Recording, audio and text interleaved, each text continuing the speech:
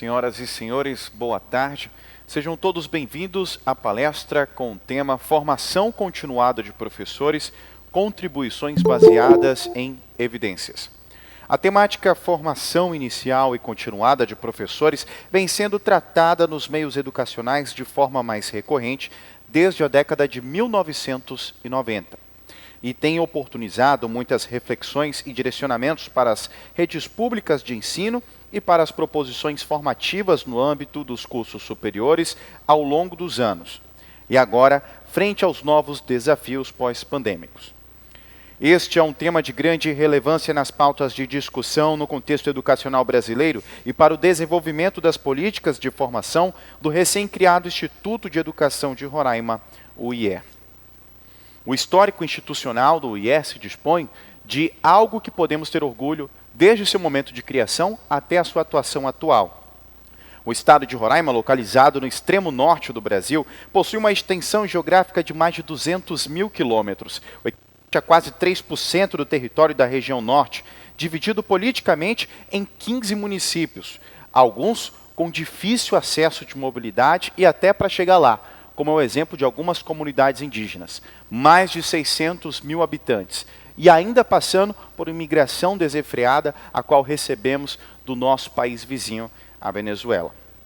Ainda assim, em 2006, foi criada a Universidade Virtual de Roraima, justamente pensando nessa dificuldade de acesso a todas as comunidades e aos povos que aqui vivem, através da Lei número 527, de 22 de fevereiro de 2006, com a finalidade de ofertar educação em todos os níveis e modalidades de ensino, formação continuada e complementar, prioritariamente de nível superior, além de inclusão socioeducacional e cultural por meio de plataforma de videoconferência para sedes dos 15 municípios de Roraima, intitulados como centros de multimídias. Assim, mesmo com a distância, a gente consegue alcançar todos os que precisam desta educação.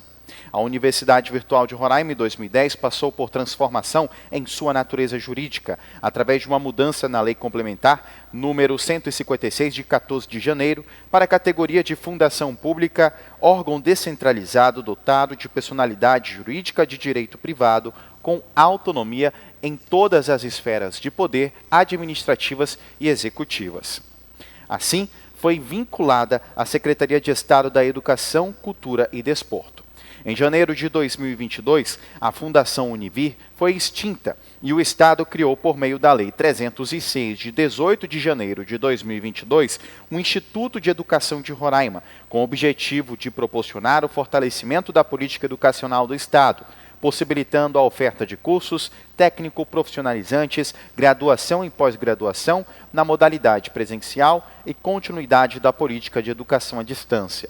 Atualmente, o IE, cumprindo a sua finalidade de permanência das políticas EAD e o fortalecimento das relações institucionais, encontra-se com vários cursos de graduação em andamento em outras unidades da Federação e constituições locais, dentre elas a Universidade Estadual de Roraima, a Universidade Federal de Roraima e o Instituto Federal de Roraima, que são parceiros da nossa instituição. Atualmente, também trabalhamos para a evolução dos nossos colaboradores e profissionais. Acreditamos que o fortalecimento do IE depende das iniciativas exitosas que corrigem e também colaboram de forma corajosa o olhar para o desenvolvimento profissional do seu quadro institucional e das demandas que potencializarem as áreas e setores que implementam as políticas públicas do nosso Estado, sobretudo no campo educacional. E aí aqui eu aproveito para corrigir uma palavra que eu li errado, porque eu acho que ler uma palavra errada para vários professores é complicado, né? Foi um erro de leitura, então congreguem, que seria o que a gente estaria dizendo. Nós temos esse compromisso com a formação de todos os colaboradores e aqui trabalhamos políticas e demandas da própria comunidade e da classe. E para isso nós vamos dar boas-vindas, então, autoridades que fazem possível todo este trabalho que é realizado com os nossos servidores. Convidamos agora também para estar aqui, próximo a nós, o professor mestre José Morales, através também do nosso serviço virtual hoje prestado. Ele que é pró-reitor de pesquisa, pós-graduação e tecnologia.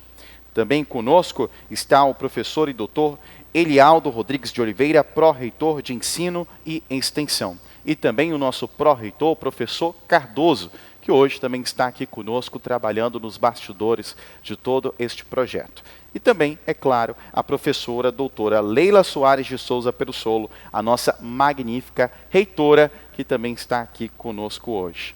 O evento vai acontecer através de uma palestra que terá a duração de aproximadamente 1 hora e 40 minutos, entre exposição da nossa palestrante e respostas às perguntas indicadas pelo chat. A nossa equipe de apoio estará atenta a todas as perguntas que são consolidadas e repassadas, e eu, como mediador, estarei repassando as dúvidas para que elas possam ser, então, respondidas. Agora eu passo a palavra para a nossa reitora para que ela possa dar as boas-vindas e dar início ao nosso evento. Boa tarde a todos e a todas. Quero, assim, nesse momento importante para o nosso Instituto, iniciar a minha fala com agradecimentos à nossa doutora convidada, pesquisadora Gabriela, que se dispôs a estar conosco nesse momento, colaborando com as reflexões trazidas do campo da formação continuada dos professores, um debate, uma pauta extremamente importante no contexto educacional brasileiro, de forma muito especial para as redes públicas de ensino, e nesse pós-pandemia, né, que novas jornadas, novos desafios estão presentes na sala de aula. E essa sala de aula traz ao professor uma complexidade enorme de situações que precisam ser mediadas, pensadas e realizadas por ele, de forma muito atuante, muito competente. Mas, além disso, eu gostaria de cumprimentar os nossos pró-reitores, que terão fala também neste evento, para dar as boas-vindas aos nossos participantes. Gostaria de cumprimentar o pró-reitor José Carlos, que é responsável pela pró-reitoria de pesquisa e tecnologia. Cumprimentar o pró-reitor Elialdo, pró-reitor de ensino e extensão. Cumprimentar o nosso vice-reitor, professor Cardoso, e, em seu nome, cumprimentar toda a equipe técnica que está trabalhando nos bastidores para a realização desse evento, cuidando assim com muito carinho, com muita responsabilidade, para que esse evento possa ocorrer com todas as suas transmissões. Quero cumprimentar também todos os nossos servidores do Instituto, os professores, a equipe administrativa, cumprimentar o nosso pró-reitor de Finanças, o senhor Lindomar. Quero aqui, de forma muito, muito especial, cumprimentar todos os convidados que estão nos assistindo nesse momento, professores da rede pública, professores da rede municipal, gestores escolares, cumprimentar toda a equipe que está nos acompanhando, também de outros estados. Nós estamos com convidados, professores que entraram agora na nossa live, exatamente para ouvir, né, para ouvir e entender um pouco dessa política de formação continuada, que é tão cara para o nosso país e tão necessária para as redes, para os gestores, para que as nossas escolas, para além do trabalho de sala de aula, possa entender e perceber que a escola também é um espaço de formação continuada. Quero aqui cumprimentar o nosso presidente do Conselho Estadual, toda a equipe técnica da Secretaria de Educação, que também está nos acompanhando, e dizer da importância dessa interlocução entre as diversas instituições hoje no Estado, responsável pela formação de professores. Nós estamos iniciando esse trabalho no Instituto, saindo de uma natureza educacional denominada Universidade Aberta do Brasil, e propor, juntamente com todas as demais instituições, processos formativos presenciais, debates educacionais, proposições de trabalhos conjuntos, para que o Estado de Roraima possa ser referência em educação. E quando se fala em referência em educação, a gente trabalha numa linha de juntar esforços, de unir esforços, de ações colaborativas, de relações pactuadas com muito respeito pelo princípio da ética, da solidariedade e, sobretudo, buscando aquilo que é o propósito de uma política educacional. A garantia do direito educacional, a garantia dos direitos de aprendizagem e o cumprimento da escolaridade básica, sabendo ler, sabendo escrever, com o desenvolvimento das habilidades e raciocínio lógico-matemático, para que esse jovem se torne um adulto com uma carreira profissional, com ingresso na universidade e possa trilhar caminhos de sustentabilidade da sua família e que isso possa contribuir com o desenvolvimento do Estado. Então, em nome do nosso governador, Antônio Denário, que não pôde estar nesse momento na abertura do nosso evento, mas deixou aqui o seu abraço, o seu carinho a todos do Instituto de Educação, que tem muito respeito por cada servidor aqui, muito respeito pelos professores, pelas nossas instituições parceiras e colaboradoras, no âmbito da política de formação continuada, de formação inicial e de várias outras ações que venham viabilizar o desenvolvimento educacional do nosso Estado. Então, a todos que estão nos acompanhando, sejam todos bem-vindos, todas bem-vindas, e tenho certeza que será uma tarde de muito conhecimento, de muita troca, de muita partilha. E já, de antemão, eu gostaria de passar a palavra ao pró-reitor José Carlos e, na sequência, ao pró-reitor Elialdo, e depois a gente volta com o nosso cerimonial para ouvir e nos encantar com o conhecimento, com a busca, a pesquisa e toda uma jornada trilhada de trabalho do chão da escola, realizado pela doutora Gabriela. Meu muito obrigada a todos. Boa tarde a todos. Sou o professor mestre em educação, José Carlos.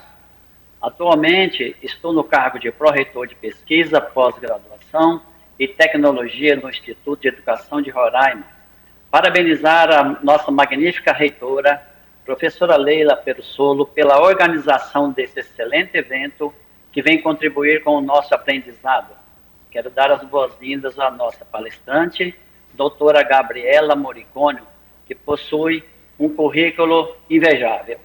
Doutorado em Administração Pública e Governo, pesquisadora da Fundação Carlos Chagas, com o tema da palestra Formação Continuada de Professores, Contribuições Baseadas em Evidências. Nossa palestra está sendo transmitida pelo Google Meet e pelo YouTube. No final da palestra, será disponibilizada uma frequência pelo chat para que possamos entrar em contato com esses atuais participantes para várias palestras que virão. Sejam todos bem-vindos e aproveite a nossa palestra. Obrigado.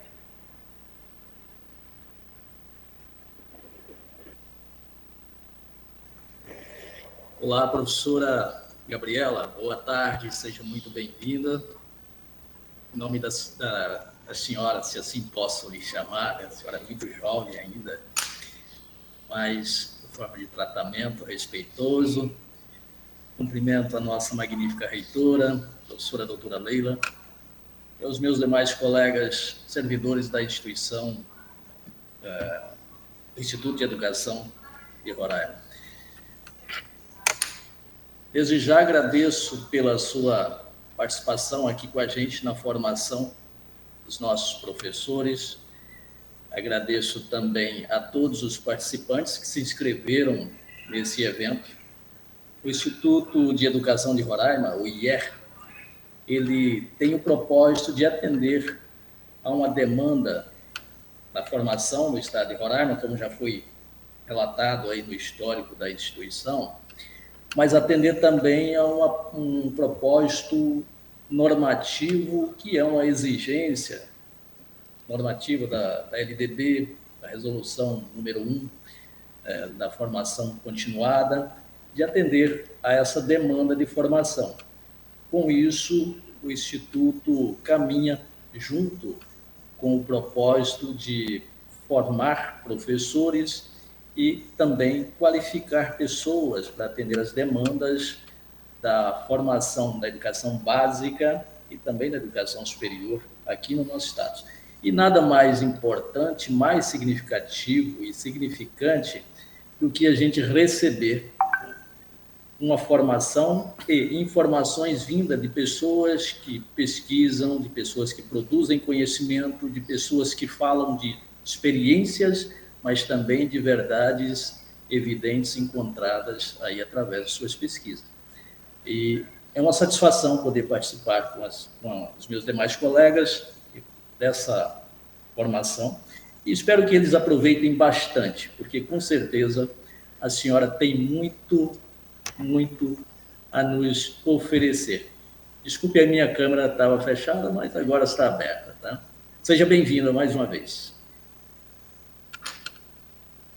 Bem, são com essas boas-vindas à palestrante, desses professores magníficos da nossa reitora, que nós vamos então para o nosso momento de grande honra, de receber então esta palestrante, e eu vou iniciar mostrando o currículo dela para vocês verem que quem está falando aqui hoje não é qualquer pessoa, não é qualquer profissional, mas alguém que já tem anos de experiência, atuação e também que é consagrada dentro do mercado.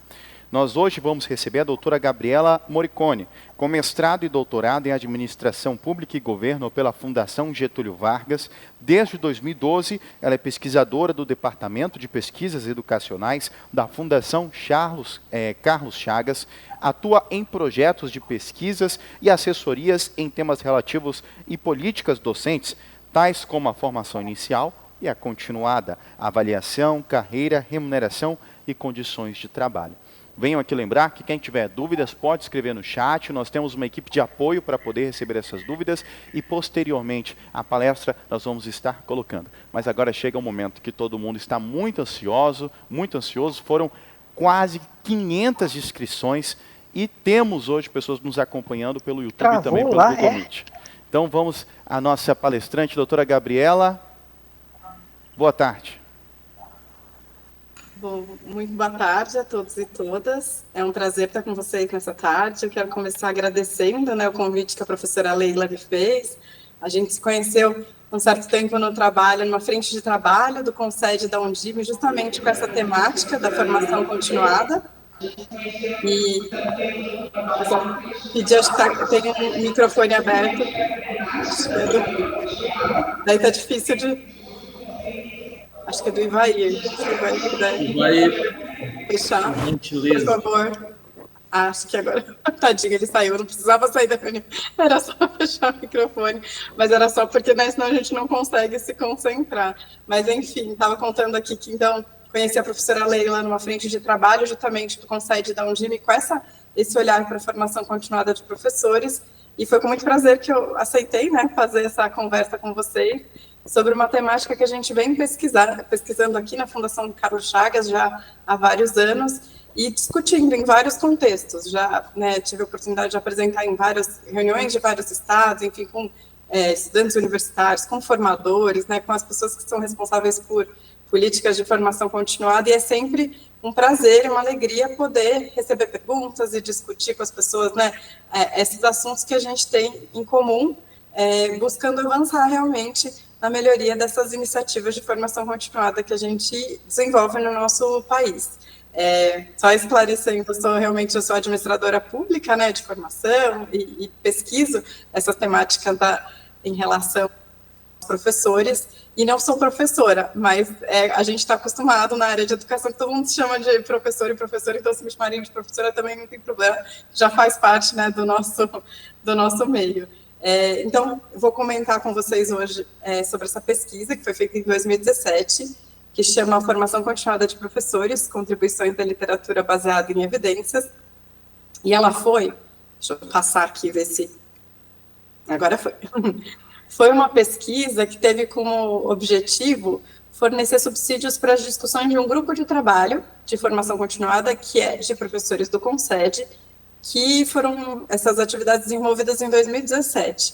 Então, esse relatório da pesquisa, essa pesquisa que eu estou conversando, né, que eu estou compartilhando com vocês, ele está publicado, está nesse link, e também ele foi, então, esses resultados, eles foram um subsídio para esse documento de trabalho sobre formação continuada de professores do CONSED elaborou, que também está disponível na internet, e nas diretrizes de formação continuada que foram publicadas pelo Conselho Nacional de Educação, em 2020, elas também citam essa pesquisa apontando essas características que eu vou conversar com vocês, que eu vou comentar, como características desejáveis de iniciativas de formação continuada desenvolvidas pelas redes estaduais e municipais do país.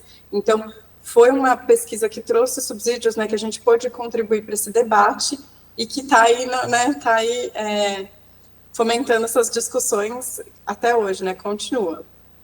Então, qual que foi, bom, a equipe, né, quando eu vou falando a gente, eu coordenei, né, essa pesquisa, mas contamos com pesquisadoras da Fundação Carlos Chagas e algumas pesquisadoras externas, e aí, como a gente costuma fazer, compondo entre professoras, formadoras de professores, pessoas com experiência em pesquisa mais qualitativa.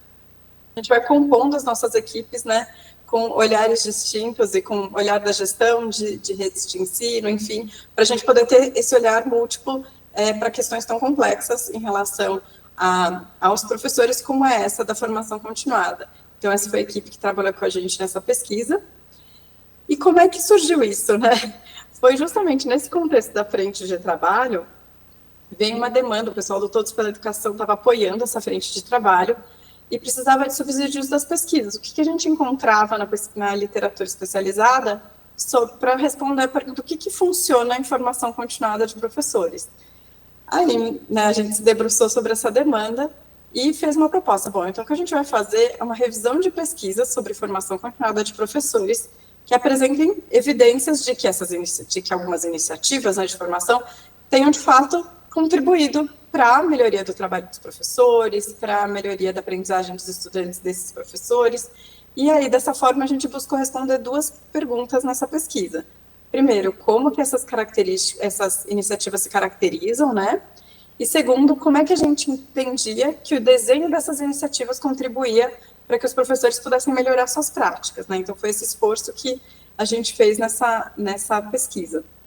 E aí, quando a gente foi buscar esse tipo de literatura, né, de pesquisas, de estudos que avaliassem iniciativas de formação continuada, para ver se elas tinham sido eficazes, né? Ou seja, para ver se elas tinham contribuído para que os professores conseguissem melhorar suas práticas, a gente não encontrou esse tipo de estudo para o contexto brasileiro naquela época, em 2017. A gente encontrou para esses outros países, principalmente para os Estados Unidos, mas também para a Nova Zelândia, para o Reino Unido, para a Holanda, para o Canadá, Austrália e Israel.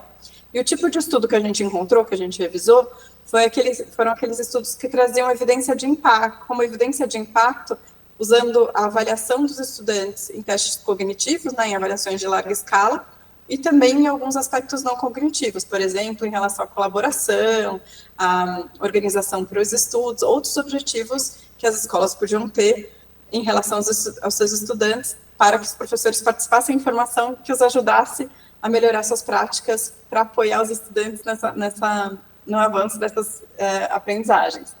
E aí, o tipo de metodologia que a gente encontrou, né, nessas pesquisas eram pesquisas que faziam uso de avaliação de impacto, então, com a medida dos estudantes antes da intervenção e depois, né, e comparando o resultado de alunos de professores que tinham participado do programa e que não tinham programa. Então, foi esse perfil de pesquisas que a gente pegou nessa época para poder fazer essa revisão de literatura.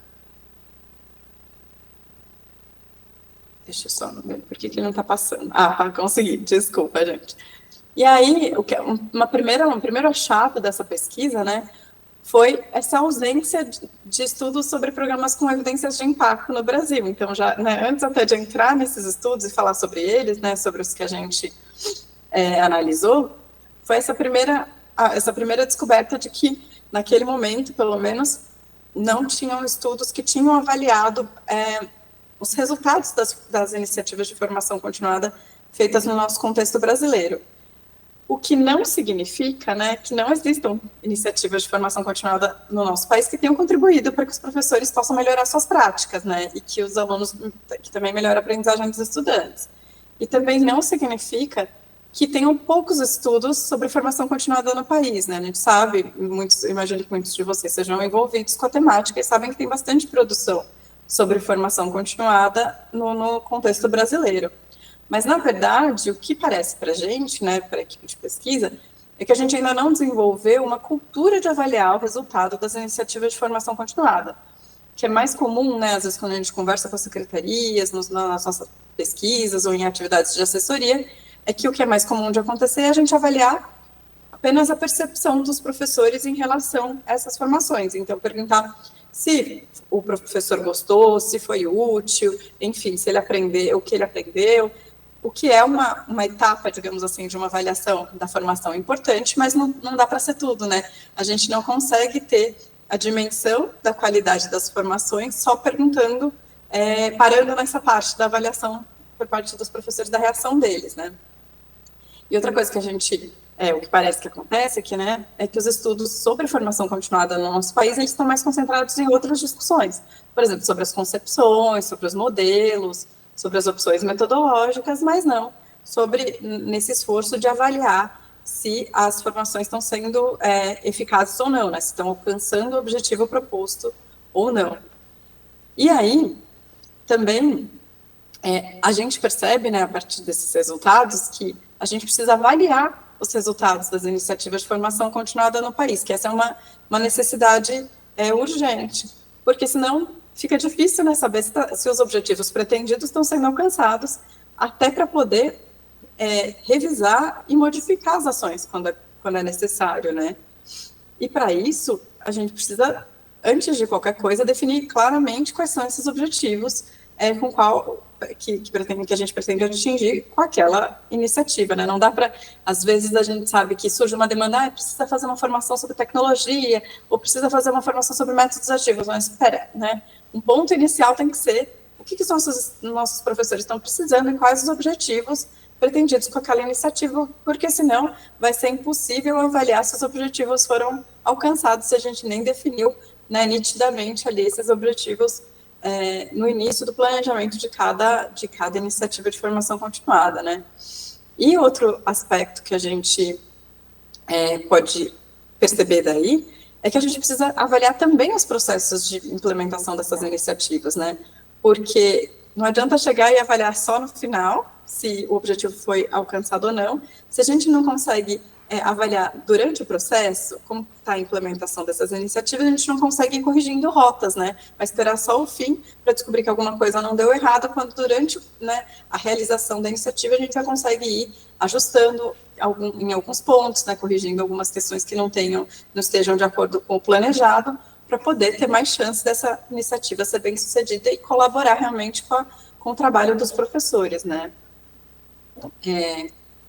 E aí, para além desses achados em relação, né, ao que a gente precisa avançar em relação à avaliação da formação do nosso país, a gente encontrou, de fato, um conjunto de características que estavam comuns nessa literatura, foram encontradas nas iniciativas que foram avaliadas como eficazes, ou seja, em iniciativas de formação continuada que tenham conseguido alcançar os objetivos que estavam propostos em seu início. E aí essas características são as formações serem focadas no conhecimento pedagógico do conteúdo, serem baseadas na aprendizagem ativa, terem caráter colaborativo, terem duração prolongada e serem coerentes. E aí eu vou comentar um pouquinho sobre cada uma dessas características com mais detalhe, né? Acho que um primeiro ponto é a questão do conteúdo, né? E aí essas formações específicas que foram estudadas, elas estavam focadas no conhecimento pedagógico do conteúdo, que é um conceito cunhado pelo Schumann, né, que é um autor que propôs uma base de conhecimentos para a docência. A gente sabe que tem diversos autores que trabalham com essas questões, e às vezes, né, trabalham com saberes, com competências, e o Schumann, especificamente, trabalha com os conhecimentos para a docência, né, com essa base. E aí, o conhecimento pedagógico do conteúdo é um conhecimento central para o trabalho dos professores na concepção do Schumann, porque ele representa justamente essa fusão entre o conhecimento do conteúdo e o conhecimento pedagógico, que ele é único, assim, ele é exclusivo da docência. Então, a gente, né, é bom comparar, por exemplo, existe o conhecimento de biologia que um médico precisa, que é diferente do conhecimento sobre biologia que um professor precisa, que é específico da profissão docente. Então, em linhas gerais, né, aqui diz respeito a como que esses conhecimentos da disciplina estão organizados e podem ser representados e adaptados de acordo com os estudantes específicos que aquele professor está trabalhando. Então, como é que ele pode representar melhor aquele conteúdo? Como é que ele pode formular o assunto de uma maneira que seja mais compreensível, seja mais fácil de aprender para aqueles estudantes, para aquela faixa etária, para aquele contexto específico? O que torna essa aprendizagem daquela disciplina específica, né, daqueles conteúdos específicos, mais fácil ou mais difícil para aqueles alunos?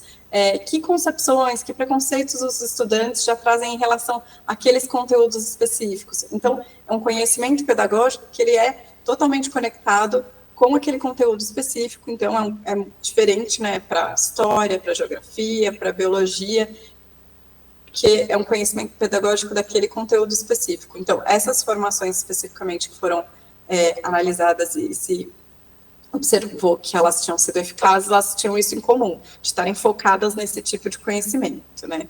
E aí aqui eu trago um exemplo, né, de uma formação que tinha isso, né, que estava focada no conhecimento pedagógico do conteúdo, que é do proletramento. Aqui um exemplo de matemática, o proletramento, que foi um programa, né, do governo federal, acho que uns 10, 12 anos, e aqui tem um exemplo aqui de como estava sendo trabalhado o conhecimento, um exercício de um estudante, né, e aí pede para que o professor que está fazendo a formação analise esse trabalho da Juliana, que é estudante. O que ela acerta, por que ela erra? Então, para ele analisar as hipóteses, né, que as crianças trazem em relação a esse conteúdo específico, no caso aqui da matemática, de aprender os números, né, ela está aqui trabalhando, né, como é que escreve 21, e ela põe 201, enfim, mas querendo trabalhar com os professores essa questão de como os estudantes, né, dessa idade, dessa faixa etária que estão aprendendo, né, os números refletem sobre isso, os erros comuns, né, e por que eles têm esses erros, para que o professor possa depois seguir na formação, trabalhando abordagens, enfim, estratégias para trabalhar esses conceitos com os estudantes, especificamente esses conhecimentos que estavam propostos para essa formação. Um segundo ponto, né, a segunda característica, ela tem a ver com as metodologias, né, não só com conteúdo, mas partindo para como que essa formação precisa ser, né, com que tipo de estratégias. E aí, nessa literatura, esse tipo de formação que foi encontrada, ela geralmente era baseada na aprendizagem ativa, então, partindo não de temáticas ou de objetivos de ensino do formador, como eu estava falando, por exemplo, o tema da formação é tecnologia, ou método ativo, quero ensinar para o professor sobre tecnologia para ele usar. Não, que o objetivo de aprendizagem específico eu tenho com aquele professor. É o que se pretende, por exemplo, que aquele professor faça em aula ou com seus estudantes em relação à tecnologia, né? Para, a partir daí, ter esse esforço de engajar os professores em atividades de aprendizagem profissional, para que eles desenvolvam essas habilidades que estão previstas. Então, é diferente de um tipo de formação que é mais comum, que a gente está, né, que a gente está mais acostumado, que é expor conteúdo só, né, que é falar sobre os temas, né, ou apresentar essas metodologias, sem que os professores tenham a chance de experimentar essas metodologias eles mesmos, como na posição de alunos, ou planejar o uso dessas metodologias, né, durante a própria formação, porque mesmo quando, às vezes, né, o assunto da formação é uma prática de ensino, mas só se discute sobre ela, né, e às vezes os professores não têm a chance de vivenciar ou de experimentar, colocar em prática essa abordagem, essa metodologia durante a formação. E aí o foco, né, o objeto é o trabalho docente. Então, né, quando a gente está trabalhando os professores durante a formação continuada como aprendizes ativos, né, a ideia é que eles analisem ou vivenciem atividades concretas da sua profissão, como eu estava comentando, planejando, eles ensinando, analisando atividades de algum estudante, mas sempre envolvidos com tarefas da profissão mesmo, e não só discutindo, né, teorias sobre o que são importantes, mas não dá para ser tudo da...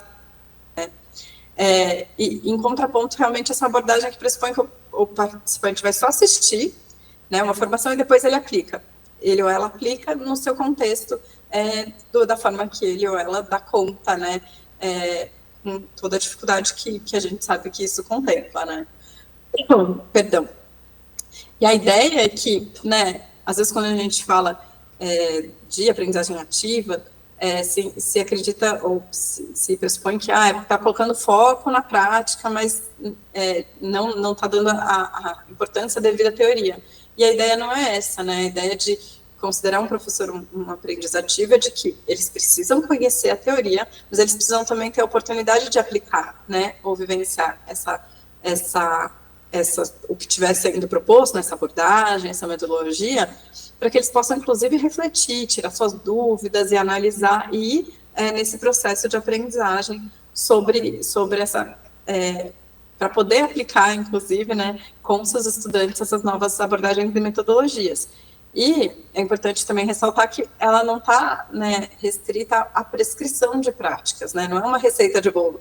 Às vezes, formadores falam, né, os professores pedem algo ali, um roteirinho do que fazer. A gente sabe que dar um roteiro também, né, nem só falar sobre a teoria não funciona, e nem só dar um roteiro, façam passo a passo, também não funciona, porque os professores precisam usar, né, estar apropriados das teorias e saber, né, ser capazes de tomar decisões de como usar essas abordagens, enfim, essa teoria com aquele conjunto específico de estudante, né. Então, as formações precisam dar conta desses dois aspectos, da teoria e da prática, né.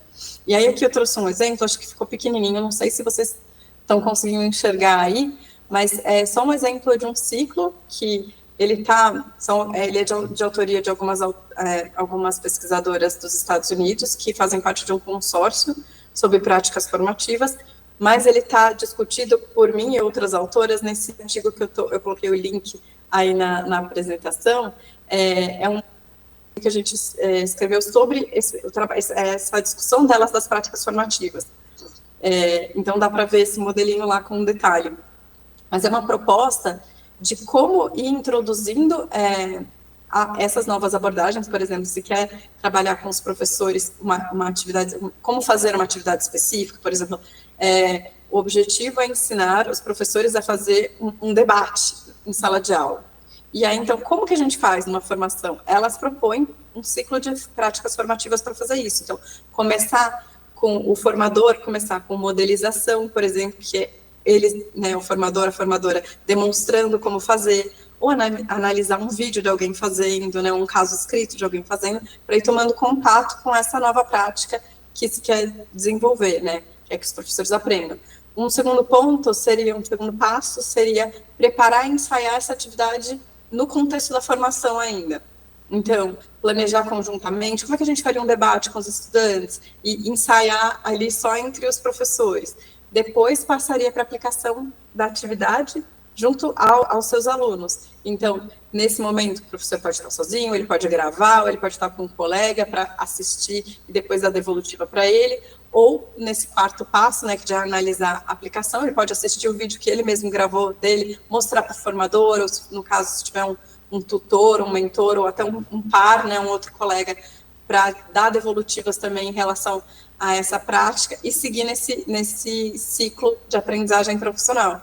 Então, essa é uma forma, né, que essas autoras trazem de como usar práticas formativas para apoiar essa aprendizagem ativa dos professores na formação continuada. Esse desenho foi feito, inclusive, elas discutem bastante a formação inicial, mas também é trabalhado na formação continuada de professores. E aí, um terceiro ponto, né, uma terceira característica que a gente encontrou nessa literatura, né, nessas iniciativas que foram avaliadas como eficazes, é de ter um aspecto colaborativo, né, ter um caráter colaborativo. Então, a ideia central é de que os professores se desenvolvem nesses processos, né, de interação, quando eles trocam experiências, trocam conhecimentos, né, conseguem socializar, E é importante também para essa aprendizagem e para desenvolver essa cultura, né, profissional compartilhada, para que as pessoas consigam ter uma compreensão comum dos problemas e buscar soluções em conjunto também, porque, de fato, as situações que eles enfrentam dentro de sala de aula são muito próximas, né, e poder colaborar uns com os outros para encontrar soluções, para partilhar soluções já encontradas, pode favorecer muito a aprendizagem de cada uma dessas pessoas, né.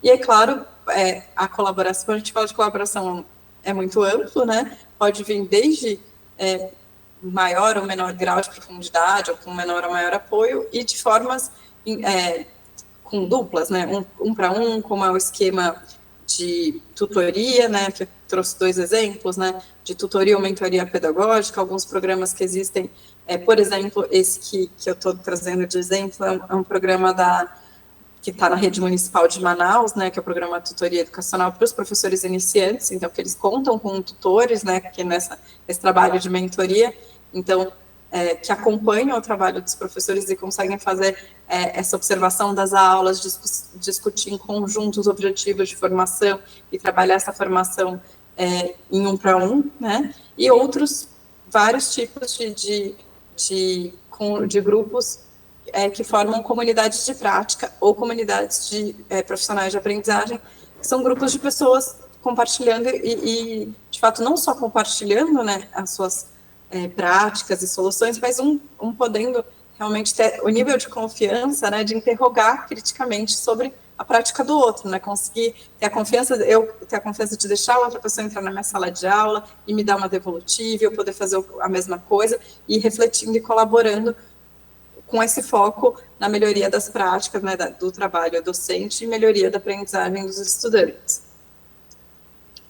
Um outro ponto que é chave, né, é o da duração, porque o que a gente mais encontra, né, o que é mais comum de encontrar, né, e isso não é só no Brasil, a gente vê nessa literatura de discussão de outros países, é fazer formações curtas, né, é uma palestra só, isolada, esporádica, acontece uma agora, talvez daqui 2, 3 meses tenha outra, depois eventual, cada assunto não conversa com o outro, não tem contato com os formadores posterior para poder saber como, né, os formadores poderem dar devolutiva, poderem tirar dúvidas, poderem apoiar esse processo de aprendizagem dos professores. Então, o que essa literatura encontrou em relação a essas iniciativas é justamente o contrário, que as formações que foram avaliadas como eficazes, elas tinham duração prolongada, eram intensivas, contínuas, né, ao longo do tempo, e com contatos frequentes com os formadores. E, assim, é claro que tem uma discussão de o que é prolongada, né? 1 mês, 2 meses, 6 meses, 1 ano. E aí, claro, a duração, né, o tempo, por definição, né, o tempo e a frequência, eles precisam ser suficientes, vai depender da complexidade daquilo que está se querendo, né, que os professores aprendam, o que eles estão dispostos a aprender, com a complexidade daquilo, ou até com o grau de mudança que se espera, né, são várias questões aí que vão mobilizar, vão conseguir dar a direção, direcionar realmente quanto tempo precisa para ser suficiente, né? Mas o que é mais importante do que isso, né, do que definir uma duração ideal, é, de fato, conseguir garantir essa participação contínua e acompanhada. Então, que os encontros sejam num período de tempo, sei lá, de 1 em 1 semana, de 2 em 2 semanas, mas com uma continuidade e com esse acompanhamento dos formadores, para poder ter essa troca entre professores e formadores. Porque a gente sabe que o processo de aprendizagem, tanto dos estudantes, mas também, né, dos adultos, professores, ele é interativo, ele não é linear, né, ele não é sequencial necessariamente. E mais ainda, né, quando a gente está pensando que é uma aprendizagem profissional, muitas vezes para aprimorar uma prática ou para passar a adotar algumas práticas novas que os professores não tinham contato e que podem favorecer a aprendizagem dos estudantes, isso muitas vezes pressupõe que eles vão ter que desafiar algumas coisas que eles acreditam, de que aquele jeito que ele ensinava estava dando certo, mas, enfim, os estudantes não estão aprendendo desse jeito. E se a gente testar de uma outra forma? Não é um processo, né? Não é teve uma palestra hoje, vai acontecer amanhã, né? Então, a gente precisa realmente de tempo e de apoio dos formadores e desse acompanhamento para que tenha a maior chance de que essa formação alcance seus objetivos, né? E, por último, a característica que a gente encontrou ainda nessa literatura é da coerência, mas é uma característica que ela é mais difusa, assim. Tem alguns estudos que apontam para alguns aspectos e outros estudos para outros, e a gente destacou esses aspectos que a gente observou, que a gente identificou.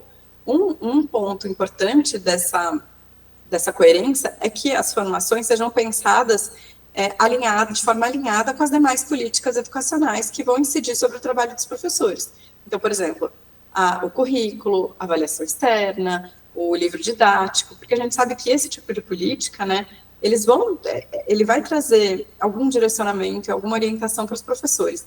Se a formação continuada estiver puxando o professor para o outro lado, isso gera um conflito ali na hora do professor tomar a decisão de que tipo de prática que ele vai adotar. Então, é importante que quando se pense numa formação continuada, e nas abordagens que vão ser trabalhadas, em como elas vão ser trabalhadas, que elas estejam alinhadas, né, com o currículo, enfim, com as outras políticas que a rede de ensino tem.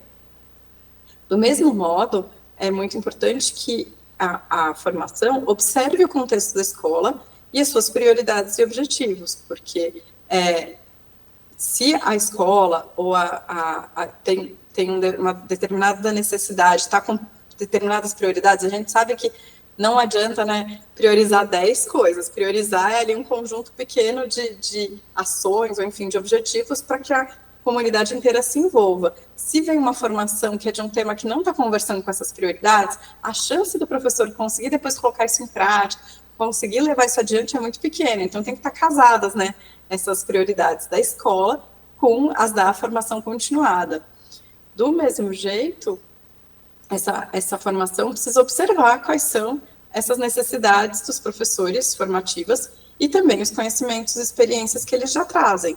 Porque, por vezes, sei lá, a gente está, né, é comum no Brasil, a gente tem várias iniciativas de formação, por exemplo, de alfabetização, que são necessidades que a gente sabe que estão presentes muitas vezes nas redes, mas é preciso saber qual que é o conhecimento prévio desses professores, né, que experiência que eles já têm, por exemplo, com a alfabetização de estudantes. Não dá para sempre, né, ou desenhar formações que vão partir do zero, né, todas as vezes, e aí aquele professor que já trabalha com alfabetização há muito tempo, vai ter necessidades específicas que são diferentes daquele outro professor que começou a alfabetizar o ano passado, enfim. Então, a gente precisa observar, né, e levantar essas necessidades formativas para calibrar bem as formações, para ter a maior chance de alcançar os objetivos pretendidos também, como eu já tinha falado, né, definidos de antemão, antes de começar, né, todo esse desenho da formação. E outro aspecto que essa literatura traz é a importância de observar os achados de pesquisas recentes, para ver se, de fato, aquela abordagem, aquela metodologia, enfim, aquele objetivo que está sendo proposto, de fato, tem bastante evidência que indique que ele pode, essa forma de atuar, essa prática, tem a grande chance de ajudar os estudantes a aprenderem melhor, né? Pode ser uma prática eficaz. E aí, um exemplo, né, que a gente pode trazer dessa coerência, especialmente da coerência com as políticas, né, daquele primeiro tópico que eu trouxe, é o PAIC, né, do Ceará, que a gente tem já várias pesquisas, aqui eu estou citando uma dissertação que eu participei da banca, que foi justamente sobre a formação continuada no PAIC, porque a formação, a formação continuada dos professores, ela foi desenhada, e agora o programa, né, não chama mais, eu acho que agora chama aprendizagem na idade certa, se não me engano, mas enfim, começou com uma alfabetização, mas o estado do Ceará agora expandiu, né, para outros anos, e esse desenho do programa está dentro da política maior de alfabetização, né, estava, e agora de aprendizagem. Então, conversando com o currículo, com o uso de material estruturado próprio, foi desenvolvido, né, no próprio contexto da Secretaria para apoiar as práticas dos professores em sala de aula, a partir de diagnósticos da prova PAIC e com uma estrutura de acompanhamento e apoio, quer dizer, tem equipes específicas que estão voltadas para apoiar, né, para acompanhar as práticas dos professores e para apoiá-los na implementação do que eles estão trabalhando na formação continuada. Então, é um desenho de política que está combinando todas essas ações, as ações de formação continuada estão nesse contexto, mas não são sozinhas, né, para poder ter maior chance de que todas essas ações em conjunto vão resultar na melhoria da aprendizagem dos estudantes, né? Então, basicamente, foi isso que a gente encontrou nesse relatório que a gente discute, e eu fico à disposição, então, para a gente, né, para responder perguntas e para a gente conversar um pouco mais sobre essas temáticas. Obrigada, viu? Nós que agradecemos, então, a fala e a palestra da Gabriela, que esteve conosco. Nós já estamos aqui com uma pergunta que já me está sendo repassada. Quem também tiver pergunta no chat pode estar fazendo. Já temos aqui, né? Tem aí 160 espectadores nesse momento no YouTube e 509 inscritos na nossa palestra. Que maravilha, né, reitora? A reitora está aqui conosco também. E aí eu estou aqui com o nosso grupo do WhatsApp, justamente para poder pegar a pergunta que vai ser repassada, para que a gente possa, então, estar passando para a Gabriela. Mas já temos uma também que foi feita aqui recentemente, que foi justamente, Gabriela, qual foi um dos desafios que você encontrou recentemente diante dessas pesquisas na vida do professor que tenta realizar aí uma formação continuada? Você poderia responder? Bom, para realizar, né, para participar das ações de formação continuada, a gente precisa ter condições favoráveis também, né? É preciso, a gente sabe que a gente tem um desafio ainda no país, nem todas as redes garantem, né, a reserva de 1/3, por exemplo, para o trabalho fora de sala de aula, né? Para que parte desse tempo possa ser usado, inclusive, para a formação continuada. Então, esse é um ponto, né? Que muitas vezes os professores não têm esse tempo reservado dentro da jornada que possa ser usado para a formação.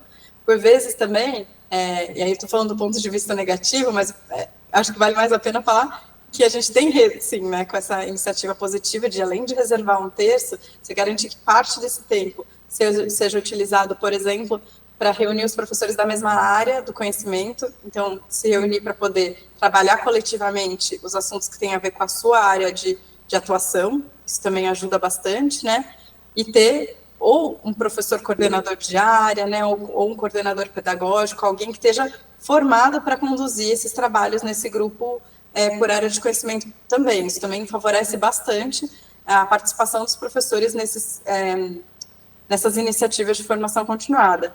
Acho que essas são só algumas, né, dessas condições favoráveis. Talvez eu destacaria mais uma, que é a possibilidade desses professores participarem desde o início, né, das iniciativas, inclusive na definição de quais vão ser esses objetivos de aprendizagem, né, nesse levantamento das suas próprias necessidades formativas, os professores poderem participar, para já se engajarem em todo o planejamento da sua própria formação continuada, que pode favorecer mesmo eles poderem se apropriar mais desses conhecimentos e dessas propostas para a sua prática pedagógica. Nós temos uma outra pergunta aqui, que é justamente sobre como sensibilizar os professores, profissionais de educação, para aderir, então, a esta formação continuada. Como fazer com que eles possam ter ideia da importância dessa formação?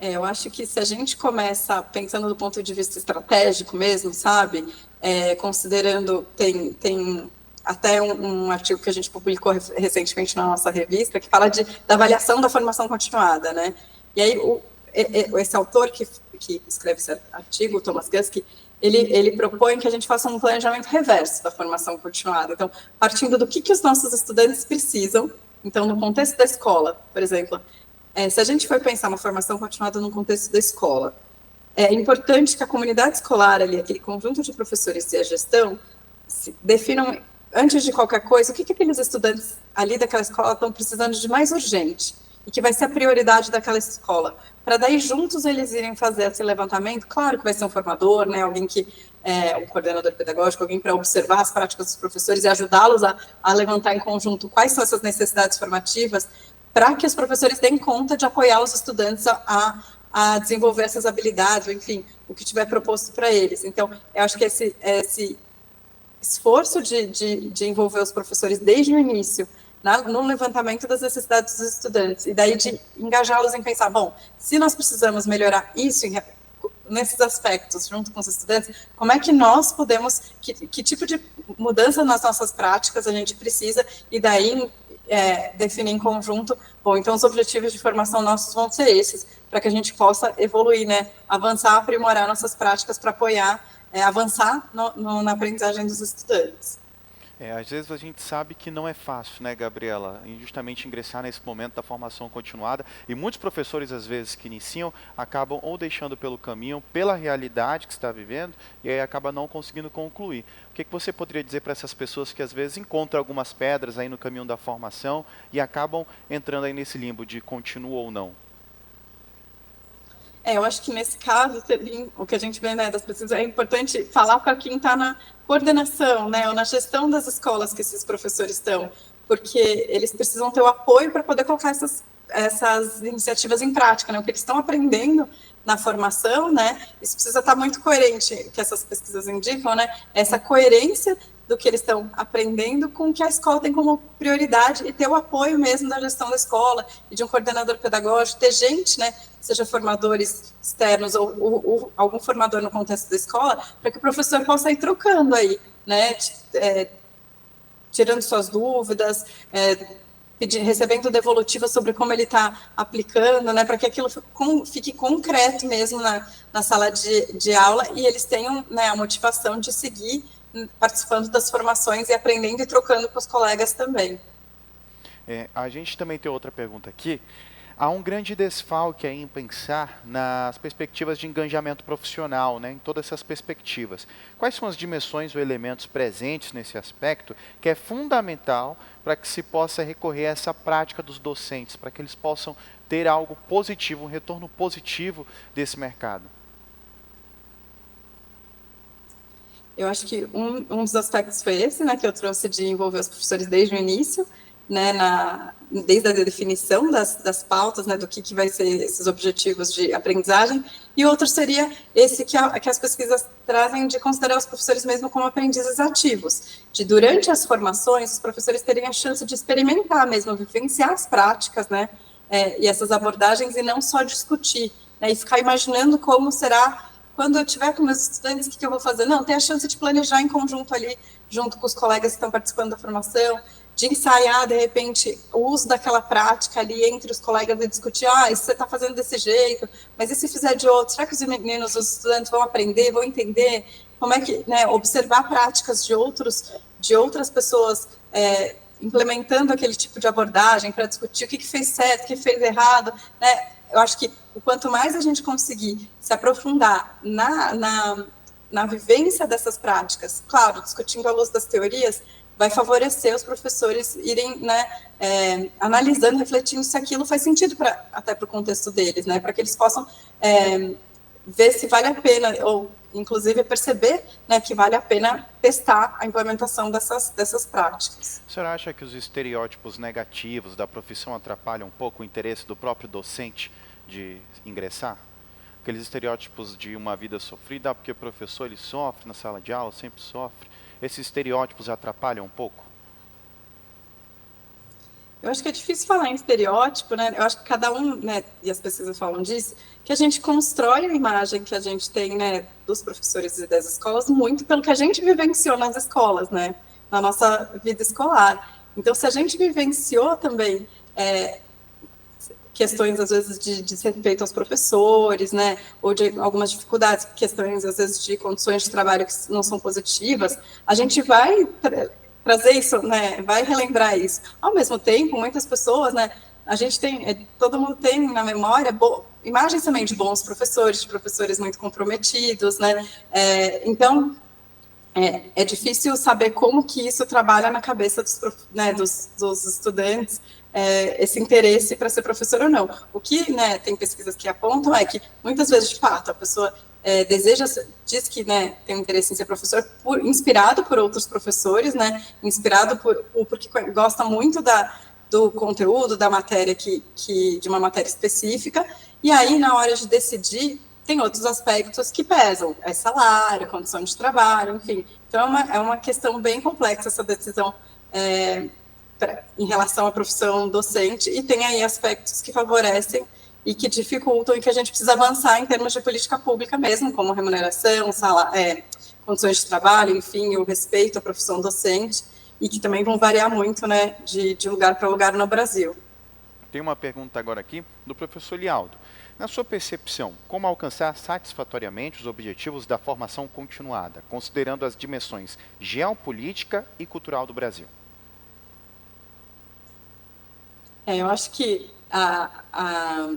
essa proposta, né, ou essa ideia de partir das necessidades de cada, né, eu acho que tem algumas coisas que vão ser comuns para as formações. Então, é importante, em qualquer contexto, ter esse foco no conhecimento pedagógico do conteúdo, né, ser baseado na aprendizagem ativa, mas eu acho que e ter uma duração prolongada, acho que é isso. Algumas características a gente vê, a partir dessa literatura, que elas são importantes para qualquer formação, seja no sul ou no norte do país. Agora, para cada contexto específico, vão ter necessidades específicas, né? E é isso que eu estava comentando, de que essas necessidades específicas precisam ser consideradas e levantadas no momento do planejamento para direcionar os objetivos a serem alcançados, né? Mas considerando que sempre é importante que, né, seja em qualquer contexto, não adianta fazer, né, palestras esporádicas, né, enfim, mas esse processo contínuo considerando o processo contínuo de aprendizagem dos professores. É o coletivo e individual, né, Gabriela? E aí nós temos outra pergunta agora, que é do Wilton Barbosa. Ele diz o seguinte: a formação continuada deve limitar-se aos conteúdos curriculares, tais como avaliação, metodologias de ensino e novas tecnologias educacionais, ou elas podem ser ampliadas para os temas sociais mais amplos, como os conhecimentos gerais também, e pautas políticas públicas da nossa sociedade? Desculpa, eu não consegui ouvir o resto da pergunta, não sei se foi seu áudio ou se é o meu. Ah, tá. Bom, vou repetir. Ele diz aqui, sim, né, ele pergunta se a formação continuada deve se limitar aos conteúdos curriculares, tais como avaliação, metodológicas, metodologia de ensino e novas tecnologias educacionais, ou ela pode ser ampliada para temas sociais mais amplos, como políticas públicas e pautas atuais de conhecimentos gerais também. Assim, a visão que eu tenho, né, da formação continuada é essa que eu estava compartilhando com você. Que, ela precisa partir das necessidades dos estudantes desses professores. E aí, as necessidades, né, dos estudantes desses professores, tendo em vista o currículo, né, que está previsto para e as políticas educacionais que estão previstas na rede de ensino em que essa escola é parte, é isso que vai definir o tipo de formação que a gente...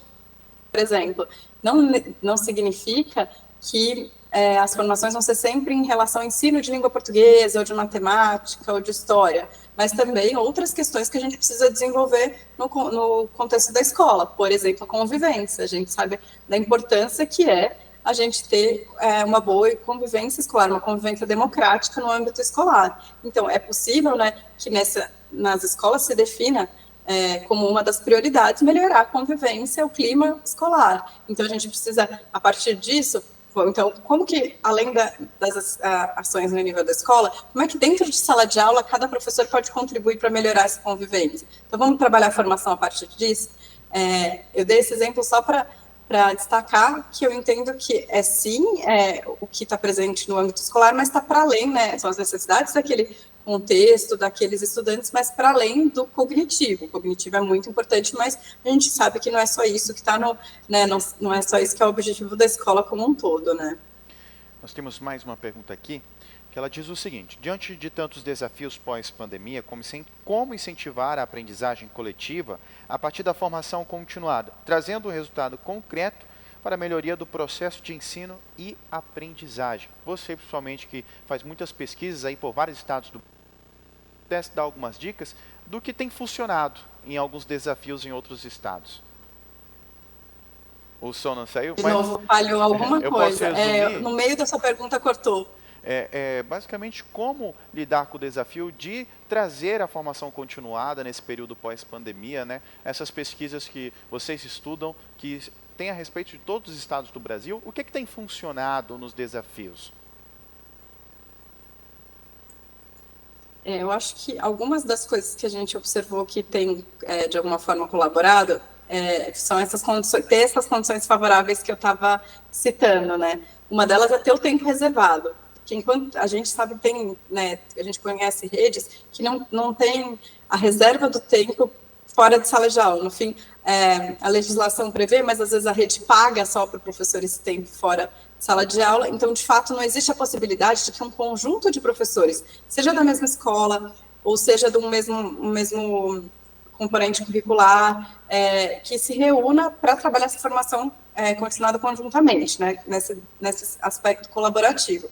Então, ter essa possibilidade, ter um horário comum para um conjunto de professores da mesma área do conhecimento, é um tipo de iniciativa importante que algumas redes estão desenvolvendo, e nesse sentido de que ter um professor coordenador de área, que em algumas redes chama isso, ou chama tutor, enfim, nesse formato de, junto com esse grupo de professores, levantar as necessidades formativas e fazer essa formação com base na aprendizagem ativa, voltada para os conhecimentos do conteúdo e para o currículo dessas áreas de conhecimento específicas. Então, tem alguns estados, né, que eu conheço que estão fazendo isso, e que tem sido positivo nesse sentido de conseguir engajar os professores na aprendizagem dos seus conhecimentos específicos, né, e de como ensinar os estudantes os conteúdos dessas áreas especificamente, nesse coletivo, né, e daí você está também trabalhando de uma forma prolongada, porque você tem encontros, sejam semanais, quinzenais, mas você tem ali esses encontros frequentes e esse contato frequente do professor com o formador, ou com esse tutor, para poder ter essa troca aí, e essa aprendizagem poder seguir, né, e se intensificar ao longo do tempo. Aproveitando que nós estamos falando da estrutura, do estudo dos professores, tem uma pergunta agora aqui da Gracinara Teixeira, e ela diz assim: vocês pesquisaram quais os melhores horários para a formação continuada durante o trabalho, na escola, e se já tem alguma pesquisa de formação durante a pandemia? Não, nessa literatura não falava de qual horário, mas tinha essa preocupação de ter uma reserva de tempo, né, que dentro da jornada de trabalho, de que não seja algo que o professor voluntariamente tenha que arranjar um tempo, né, no sábado, enfim, fora da sua hora de trabalho para participar. E essa pesquisa especificamente, ela foi antes da pandemia. Então, eu particularmente não pesquisei como foi a formação continuada durante a pandemia, ou como os impactos, enfim, do período da pandemia na formação, eu não teria como responder sobre isso.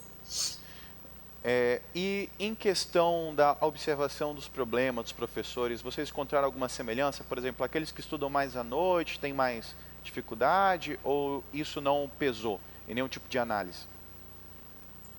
Não estava presente não estavam discutindo isso, né? Nesses estudos que a gente pegou, isso não era uma temática que estava presente, a discussão de qual horário era melhor. Okay. Então eu não teria como responder. Nós temos aqui então uma outra pergunta, eu acho que essa vai dar certo. Qual a relação da formação continuada em serviço no contexto escolar e para a superação dos desafios das práticas pedagógicas, né? Então, como é que se relacionam a esse momento da pessoa durante a continuada e em relação ao próprio serviço dela já ali, como na parte da pedagogia? O esperado, né, quando a gente faz iniciativas de formação continuada, geralmente é isso, de que o que está sendo trabalhado ali na formação tem um impacto positivo na prática, de alguma forma desafie, né, os professores desenvolvam novos conhecimentos, desenvolvam novas habilidades para apoiar a melhoria das práticas deles em sala de aula.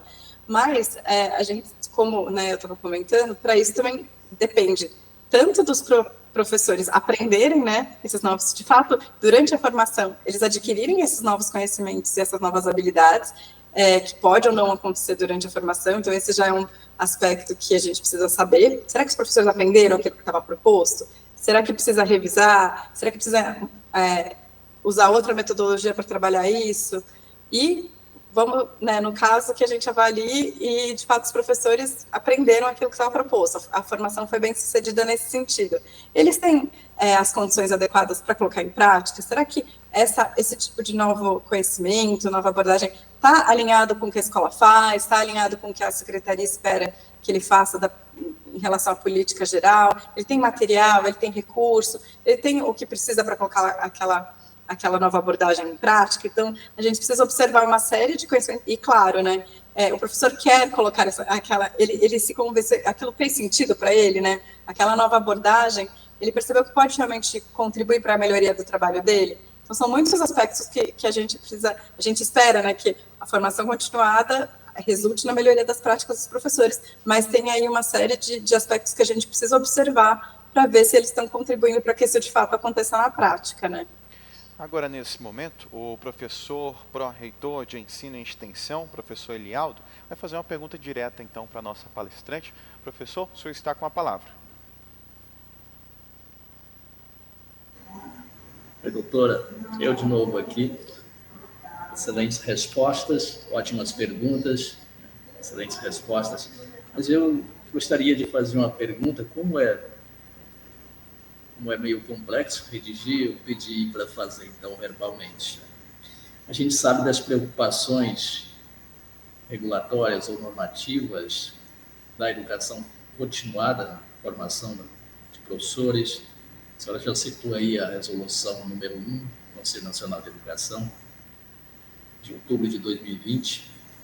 A LDB traz também os artigos 62, 63, determinações sobre isso, o regime de colaboração, o papel e a tarefa dos institutos de educação. O nosso, então, está dentro desse contexto, né? Mas eu gostaria de ouvir da senhora que avaliação, a partir de seus estudos de pesquisa, como a senhora avalia hoje a formação continuada no nosso país. Tem uma experiência não só do trabalho, mas da pesquisa. Como é que a senhora avalia essa formação continuada hoje, a partir dos estudos que a senhora tem feito? Considerando o conjunto normativo e a prática na execução disso nas instituições que promovem essa formação. Começar pela, né, as diretrizes foram publicadas em 2020, a gente não tem informação sobre o quanto elas estão sendo implementadas ou não, tá certo? Eu não conheço nenhuma pesquisa que foi ver com a Secretaria, com a Rede de Ensino, quantas buscaram implementar as diretrizes, apesar de elas trazerem, por exemplo, acho que nesse sentido é bem importante, trazerem esses aspectos, recomendarem que essas características da formação continuada eficaz sejam seguidas, né, pelas formações oferecidas pelas redes. A gente não tem dado sobre se as secretarias de fato estão seguindo essas diretrizes ou não. Não tenho uma pesquisa em âmbito nacional, sabe, que poderia fazer um diagnóstico, a formação continuada no Brasil está desse jeito. É bem difícil, né, a gente ter esse tipo de observação, porque são 27 estados, mas mais de 5.000 secretarias municipais que podem fazer suas ações muito diferentes, né? O que a gente tem, às vezes, é dessa impressão de, por ter trabalhado com uma secretaria, por fazer uma reunião, né, no GT de formação do CONSED, a gente tem algumas notícias, e aí algumas positivas, nesse sentido que eu estava dando, né, dessas condições favoráveis que a gente sabe que algumas secretarias implementaram, e de saber que ainda é muito comum também que, por vezes, as secretarias baseiem sua formação em eventos esporádicos mesmo, né? Que às vezes conta é a quantidade. Eu preciso botar todo mundo para fazer formação, então vai ser um workshop, e aí vamos fazer todo mundo assistir, né? E, ok, dá para a gente fazer workshop, mas não dá para a formação ser baseada em um conjunto, né, de workshops esporádicos, assim, cada um falando de um assunto, e pressupor que os professores vão chegar na cabeça deles e montar uma nova forma de atuar a partir dessas formações esporádicas. Mas é difícil falar que no Brasil está desse jeito, fazer esse diagnóstico do país, eu não teria como fazer mesmo, né? Obrigado. Bom, está então a participação do nosso pró-reitor também, que fez a pergunta dele. Aproveitamos para agradecer os comentários da Laís dos Anjos, do André Henrique, que elogiaram a palestra, elogiaram inclusive a nossa palestrante também, a Gabriela.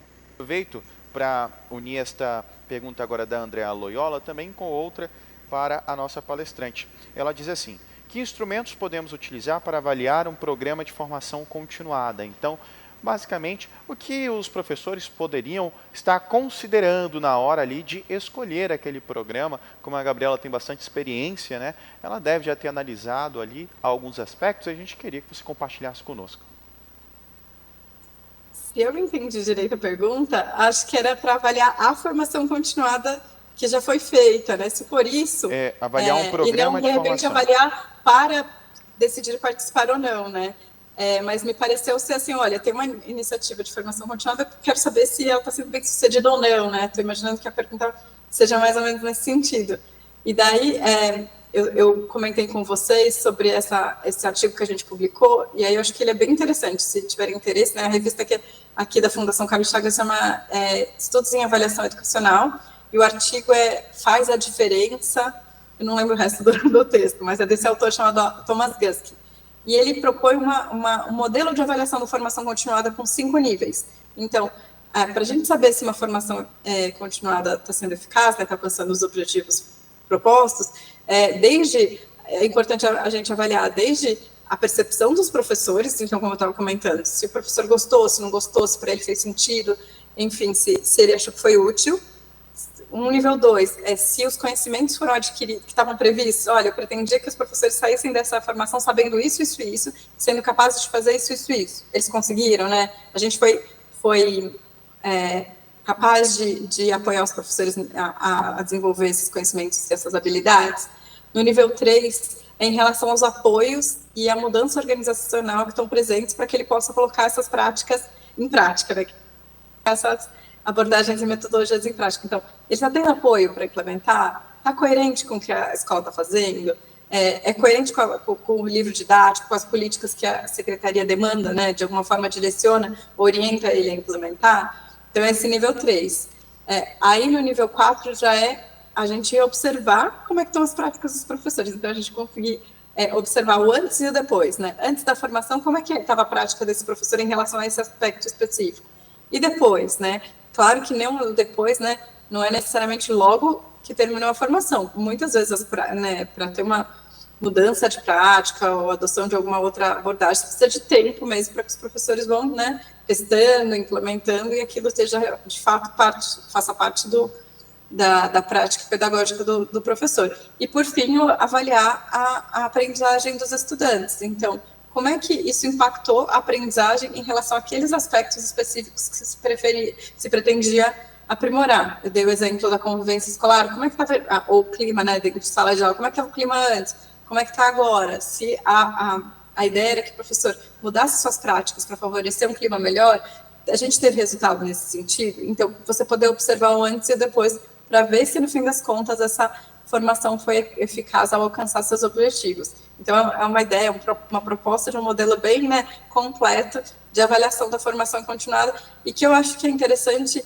para a gente ir sendo capaz, inclusive, de ir ajustando, né, e mexendo nos processos formativos enquanto eles estão acontecendo. A gente não esperar só lá o resultado com os estudantes para ver se deu certo, não deu certo, né, alcançou o objetivo que a gente pretendia, não, mas a gente já ir fazendo ajustes para ter mais chance realmente de que os objetivos sejam alcançados.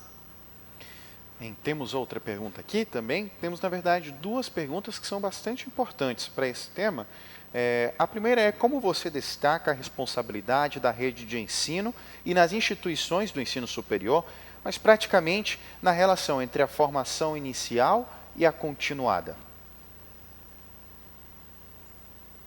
Eu acho que a gente tem uma necessidade, né, no Brasil, desses dois mundos se aproximarem mais, né, das universidades com a educação básica e colaborarem, né, de forma mais próxima uns com os outros. E uma das formas importantes que a gente pode avançar nesse sentido é justamente nos estágios supervisionados, né, em que a gente vê, até pela experiência de, às vezes, outros países que têm essa aproximação já mais institucionalizada, já mais garantida, o quanto que os professores da educação básica podem apoiar esses licenciandos em sua formação, né, quando eles estão fazendo o estágio, observando as práticas desses professores já em exercício e recebendo recomendações, e daí eles podendo experimentar práticas, né, aprender ali com esses professores.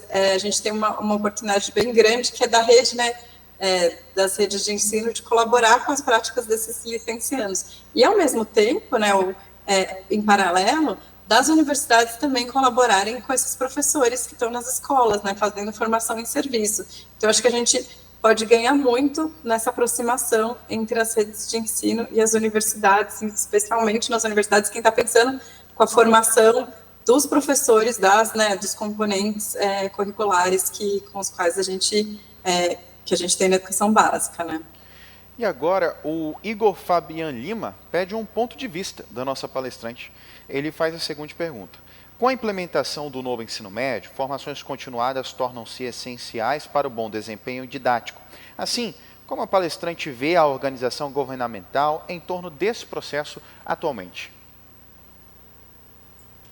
Olha, especificamente em relação ao novo ensino médio, eu não saberia dizer, não é algo que eu tenho investigado. Mas o ensino médio, assim como os anos finais do ensino fundamental, eles têm essa questão em comum, que é dos professores trabalharem com muitas turmas, né?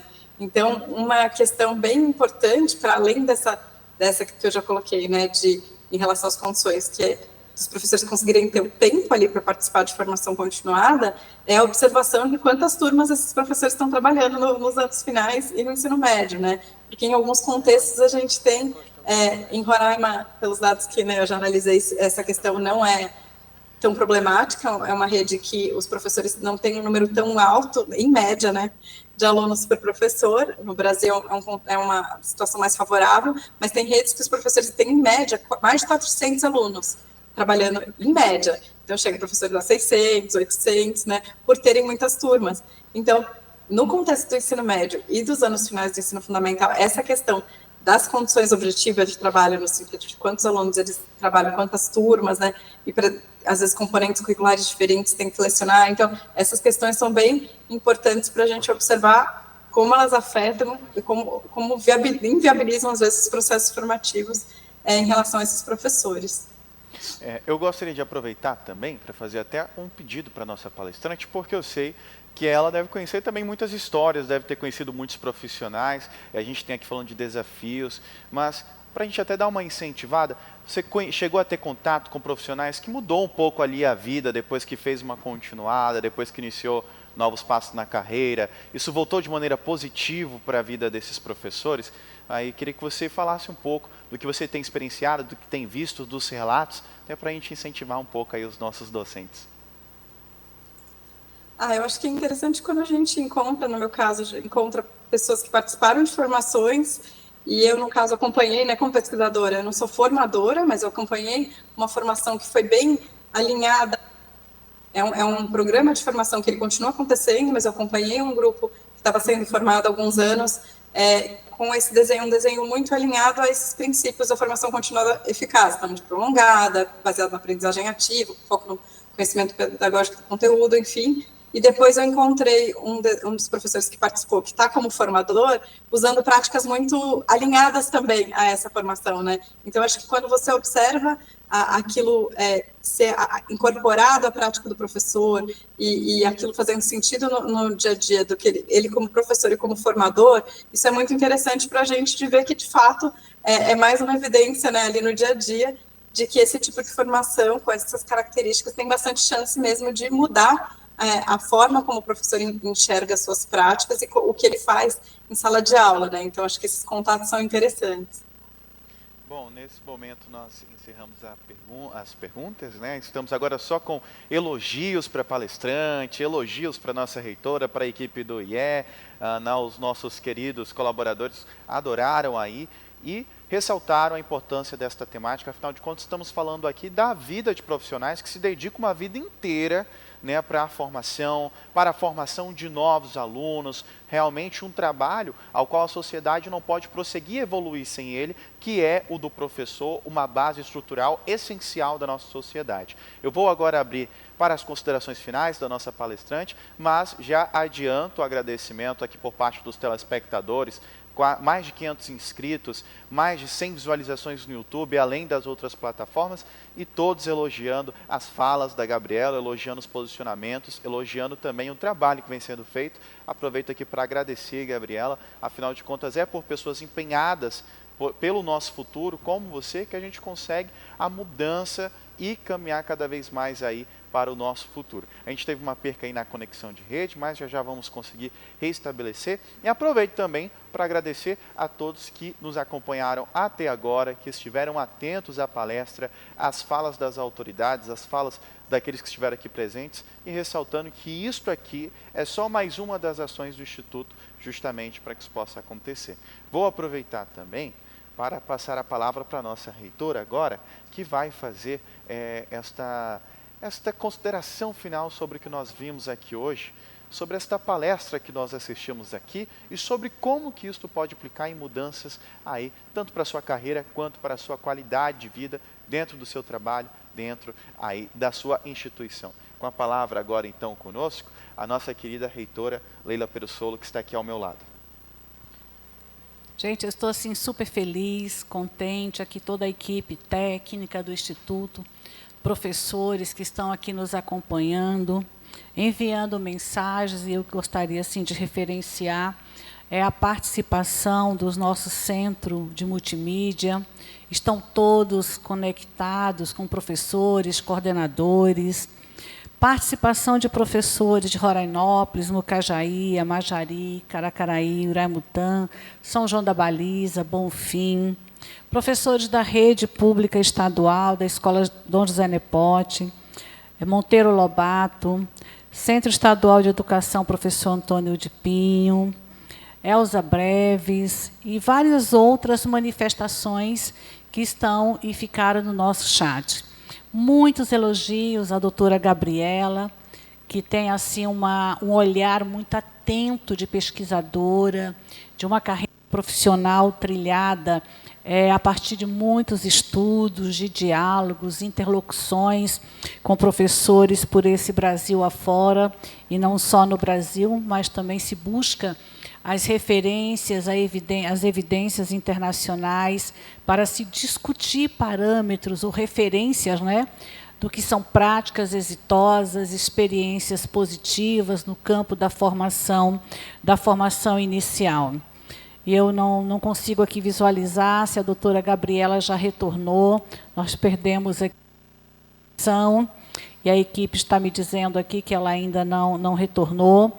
Mas eu gostaria, sim, mesmo sem a permissão da doutora Gabriela, eu gostaria de fazer evidências a inúmeros trabalhos que a doutora Gabriela tem de organização de livros, de artigos publicados pela Fundação Carlos Chagas, de outros trabalhos que a doutora Gabriela tem apoiado muito as nossas redes, com SED, Undime. Então, eu gostaria, sim, de fazer referência a um trabalho que tem assim artigos e experiências exitosas de práticas mesmo do chão da escola, nessa articulação entre a pesquisa, o ensino, a formação inicial, o trabalho da universidade, juntamente com a rede, que é este livro aqui, que foi organizada, ela é organizadora desse livro aqui, Ensinando Futuros Professores. Experiências formativas inspiradoras, né?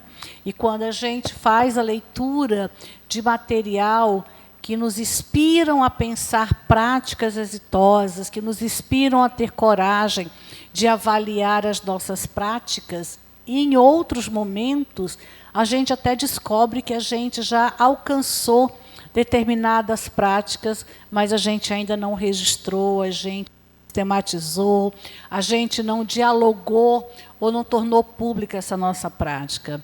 Então, assim, para a gente é imensa satisfação. Nós estamos inaugurando aqui no Instituto uma nova trajetória, ou seja, o início de uma nova construção. Como foi dito aqui inicialmente, a gente era uma universidade aberta, com know-how, com experiência, em sediar cursos de outras unidades federadas na graduação, também das parceiras do nosso Estado, mas agora a gente tem uma outra natureza jurídica, que é trabalhar com essa formação a partir dos nossos referenciais, graduação, a formação continuada. Vamos voltando. E nós queremos ser parceiros, e somos parceiros de todas as instituições, e vamos continuar buscando estas parcerias com pesquisadores de outros estados que têm colaborado muito.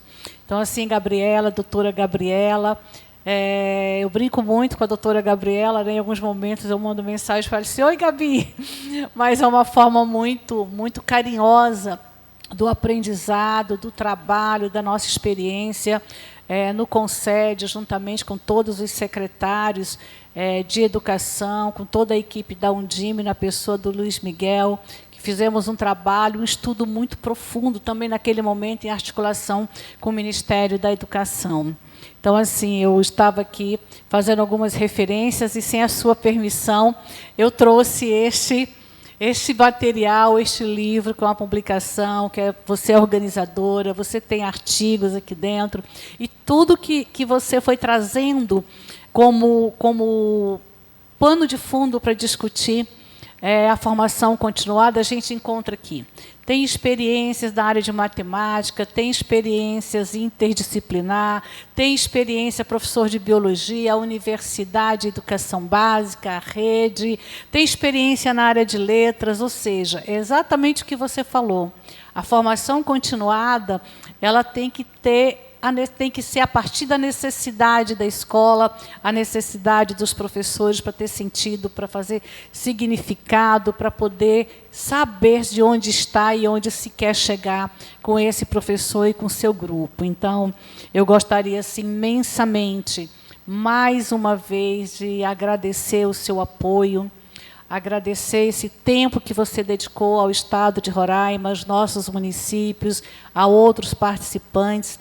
A gente contou aqui com representantes do Conselho Estadual de Educação, a presidente da Câmara de Educação Básica, do Ensino Superior, professores da rede. Então, isso fortalece o Estado numa política de educação séria, comprometida e maior envolvimento, articulação no âmbito da formação continuada dos nossos docentes.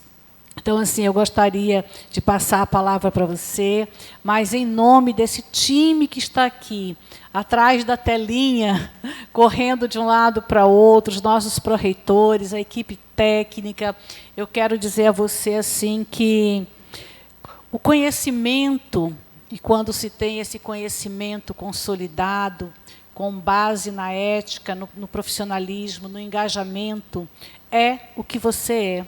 É a forma que você, com toda a sua simplicidade, e esse cabedal enorme de conhecimento, essa não é uma ilha, não, é um oceano, né? Você tem um oceano de conhecimento, mas você tem uma forma muito simples de trazer aquilo que em alguns momentos poderia ser complicado, você consegue trazer, dialogar, mostrar, falar com muita propriedade, com muita paixão, com muita clareza. Então, Gabriela, doutora Gabriela, em nome do Instituto de Educação de Roraima, em nome de todos que fazem, que compõem esse instituto, em nome de todos que estiveram nos acompanhando, meu muito obrigada. E já vou logo de antemão, a pedido aqui, né, que as mensagens de que precisa voltar, precisa trazer você no Estado, querem você aqui, viu? Presencialmente, não querem só te ver na telinha, não, viu? Aqui tem a pedido para que você venha no nosso Estado, no nosso Instituto, e eu já aceitei esse pedido, vou cumprir, porque ele é uma ordem, né? Eu vou cumprir. E em breve teremos você em outras oportunidades online, mas já fica aqui o nosso convite para que você venha. Vamos articular a sua vinda a Roraima, que você possa vir ao nosso instituto, conversar com nossos professores, dialogar com a rede pública, com as universidades e discutirmos juntos essa política de formação continuada. Então, agora eu passo a palavra para você e já deixo aqui a minha eterna gratidão. Muito obrigada de coração. Eu só tenho a agradecer pelo convite, professora Leila, por todas as suas palavras, né? Eu fico até sem graça, enfim, mas é muito gratificante, é uma honra mesmo estar com vocês, né? Agradecer cada um que acompanhou essa conversa, que fez pergunta, né? Eu conto que desde 2017, quando a gente publicou esse relatório, já fui, né, convidada para conversar no Piauí, na Bahia, às vezes presencialmente, mas muitas vezes online, por todo o contexto que a gente passou, né, de pandemia, enfim. Mas é sempre muito interessante ouvir as perguntas e refletir junto com as pessoas, porque a gente fica, inclusive, repensando no que a gente encontrou, né, e querendo fazer outras perguntas em novas pesquisas para poder avançar no levantamento dessas informações que, de fato, ajudem a gente a aprimorar o que a gente está fazendo, né? Nossas políticas, nossas práticas, enfim. E foi um prazer realmente estar com vocês nessa tarde, e vai ser um prazer maior ainda ir para Roraima. Eu ainda não tive a oportunidade, já tivemos vários contatos, fizemos uma pesquisa que a rede estadual contribuiu muito conosco, mas teve que ser online, foi no contexto de pandemia, então ficou esse desejo de visitá-las, e quem sabe, então eu vou conseguir, né, concretizar essa visita. Vai ser realmente um prazer poder daí conversar com vocês pessoalmente. Eu desejo aí um ótimo trabalho para vocês no Instituto e para os demais, né, as demais pessoas que estão assistindo a gente, no seu fazer aí, no dia a dia da nossa educação brasileira, que tanto precisa de que a gente esteja engajado aí e nos esforçando para aprimorar nossas práticas. É um prazer. Eu desejo uma boa tarde para todo mundo também. Tchau, tchau, viu, gente? Receba as palmas presenciais e virtuais aqui, doutora Gabriela, para você também uma boa tarde. Será muito bem-vinda aqui para beber água do Rio Branco. A gente diz que quem bebe água do Rio Branco sempre volta. E também a todos que estão nos acompanhando, o IER, o nosso Instituto de Educação aqui do nosso estado, deixa aí o agradecimento por vocês que estiveram presentes. A todos que elogiaram, nosso agradecimento também. Aqui por trás tem uma equipe inteira correndo de um lado para o outro, para que isso pudesse ser o mais confortável possível para todos que estão assistindo, e que seja também um primeiro passo de muitos que virão na formação continuada de muitos profissionais. Uma excelente tarde em nome da Reitoria, da Secretaria de Educação, do Instituto e do Governo do Estado de Roraima. A todos uma excelente tarde.